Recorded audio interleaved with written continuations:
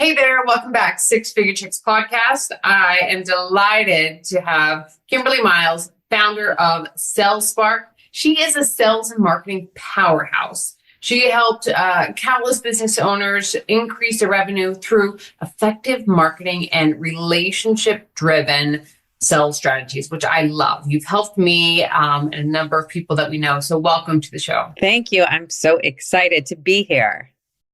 Yay, I love that. And also, little tip, Kimberly is the author of our latest Six Figure Chicks, the volume 1, where she shared her story. So we'll talk about that in a little bit. But I wanted to kick it off with something fun, something that maybe like not a lot of people know about you, unexpected. What's a fun fact about Kimberly? One fun fact is when I was 16, I went to Israel by myself to play tennis. And I know it was really fun. It was very hot, but it was my first like major trip by myself. I still can't really even believe my parents were like, yeah, go ahead. But I did. And that is a catalyst for like me not only loving tennis more, but loving travel and traveling all over the world.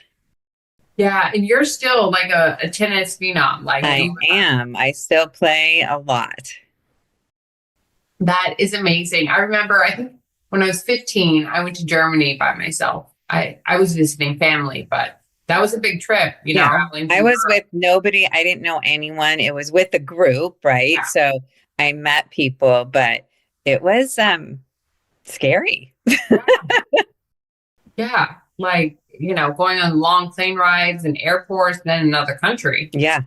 Crazy. But, you know, you definitely can handle anything that's thrown at you. So I know that it's been the case at so very young age. Yes. Okay, so I always like to talk about like our roadblocks or challenges that we face. What's one of the biggest challenges that you've encountered in the sales or marketing world?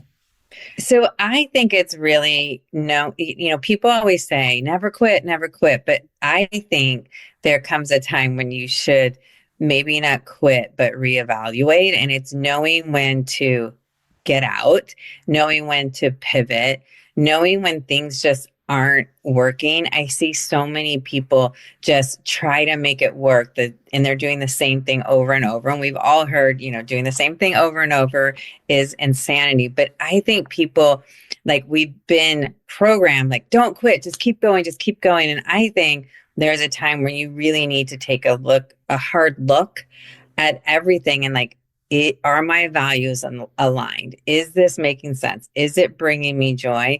And I think it's okay to quit and just go in a different direction sometimes. Yeah, most definitely. Like if it's not working, try something else. Like, I found that, I started my first company, Clover, and I was in love with it and being able to give back time to people. And then once I, founded Six Figure Chicks, that's where my real passion was. I still love what I do with Clover, but I have a fantastic team. And when I removed myself from that company, it like flourished, and I was my own roadblock. So, And I think when you have a good team, it's easy. I had an ex-boyfriend once say, you don't need a partner, you need good people around you.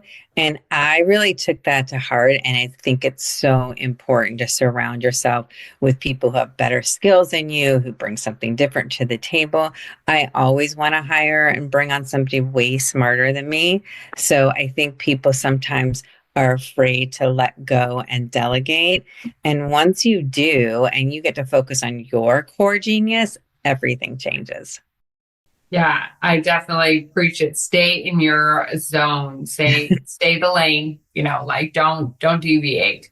Yeah. But thinking about like talking about our younger selves, if you could go back to younger Kimberly and give yourself some advice, like, or how to handle a tough time, what would it be? It's funny because I read something or I remember somebody saying this, and successful people make decisions quickly. And I think my younger self probably thought way too much about what other people think, way too much about, how this would make me look. And I think I would just be make decisions quickly and then change your mind slower, but make those decisions quickly instead of, I think most of us spend a lot of time over analyzing. And the other thing is, fail quickly and fail often and fail, and always think that what am I learning from this? How am I going to take this and move on? And I think people are too afraid to fail that they take extra time and they overanalyze. So I would just be like, make decisions really quick, know that you're going to fail, and really figure out how to take those lessons from that. Yeah, most definitely. Great advice because we still talk to people that are grown, business minded. They've been in business for years and they still spend hours of hours on like little tasks that they shouldn't be doing. Right. It's We're because it's easier to do than the big things, right? yes, we put those off to a little bit later. Guilty.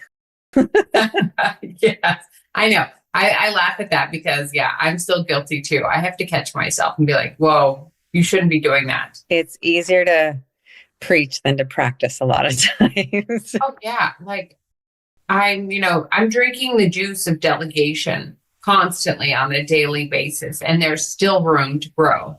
Yeah. There's still things that I'm like, is this moving the needle forward? I don't think so. Right. I think that's a really good point. Like, is what you're doing moving the needle forward? And I do that. And is what I'm doing bringing me joy? And is this going to lead to like my ultimate goal? Like, is it going to bring me closer to my purpose? Yeah. Yeah, most definitely. And we talk a lot about that too, business growth and, how to generate more sales revenue. Marketing is a big one that we often think a lot about. I know want to do that always. My companies, how can I scale my companies more? So what's like a great thing that somebody like me can do today to improve the marketing or generate more sales?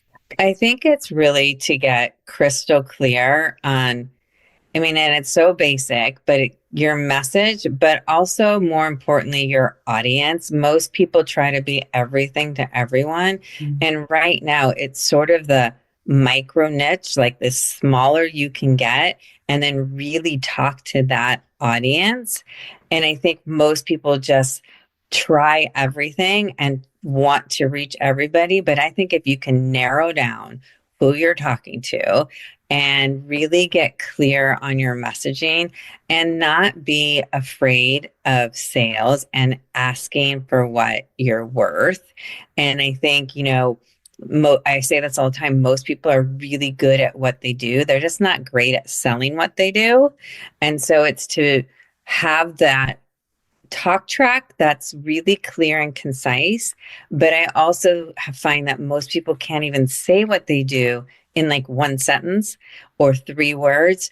So their message keeps getting lost. So you have to know your audience, but you have to know the message that you want people to know. So I always tell everyone, get really clear on that and really think about when you're telling somebody what you do for a living or how you could serve them.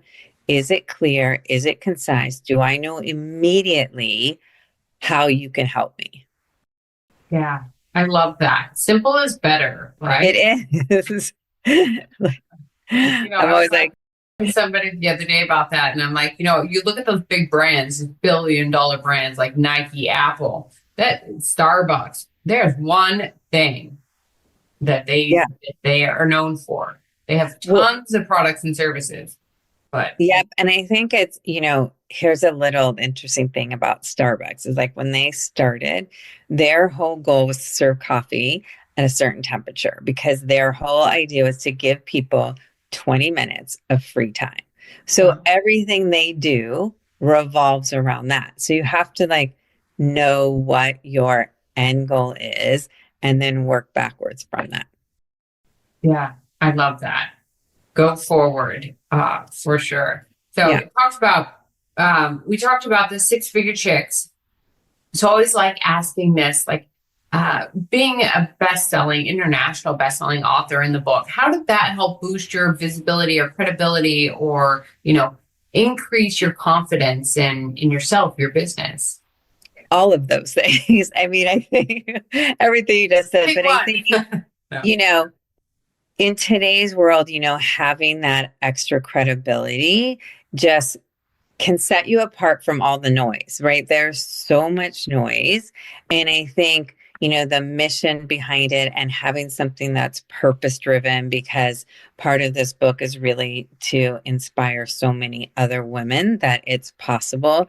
So I think being able to have that credibility, have something that's purpose driven gives you a leg up. And I know for me, it has just made people, oh, wait, and look twice and want to do business with me because they know that I'm passionate about this and I'm passionate about really helping other women too. So that has helped tremendously on that front. Yeah, great. Thank you. And I love it. It is a passion driven Mhm. project, and coupled with her Right to Rise nonprofit, is just blossomed into something amazing. And I think today people want to do business with people who have a bigger purpose, who, there's just a bigger vision. And so everything I do has like that bigger vision. And I don't think there's anything better than empowering women to grow and scale and build businesses and get paid what they're worth and all of those things that six figure chicks really stands for too. Yeah, no, I understand. Like we've come so far, but we still do have, a good long way to go. And together we rise, and empowerment and motivating others to, do better than us. Seeing other people do it, it just gives you like the possibility check, like, oh, they've done it, I've done it.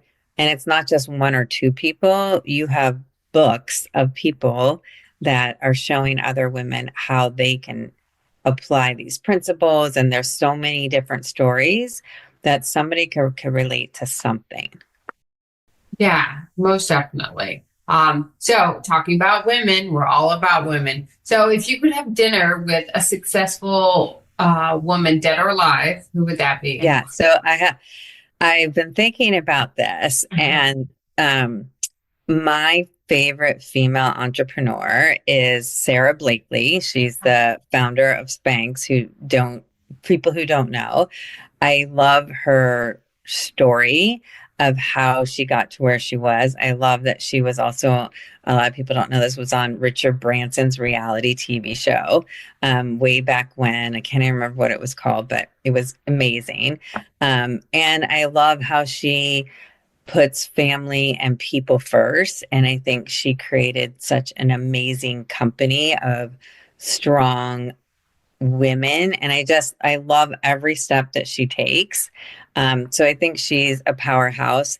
And then I would probably have a backup tennis person. I would love to kind of sit with Billie Jean King because I think she changed women's sports, not just in tennis. So I couldn't pick just one. That's awesome. It's always good to have a It's backup. good to have a backup. Have you seen her new line of the tennis shoes, the I sneaks? have seen them. I haven't bought them, but everyone I know says they're amazing and comfortable. But I love how she sold Spanx. She didn't have to do anything, right? Yeah. Her husband is famous too. And I love that she's just innovative. And this is like perfect sales strategy. Found a need, found a product. She knows like who her audience is and what they need, and she just innovated. And I love innovation in a space. So I think it's fabulous. And I think she would just be super fun to chat with. Oh yeah, most definitely. If you're listening or anyone on your team is listening, I really want to have those shoes, the sneaks, in the Six Figure Chicks pink color. Oh, that's perfect. Yes. Yeah. I So think that would be great. yeah, we could We would all all buy run around in them. we could all run around in hot pink high heel tennis shoes. That would be great. Great. I would buy them. Yeah. All right. Wonderful. We heard it here first. Okay, Sarah Kimberly. Blakely's going to make hot pink shoes for us. Yes.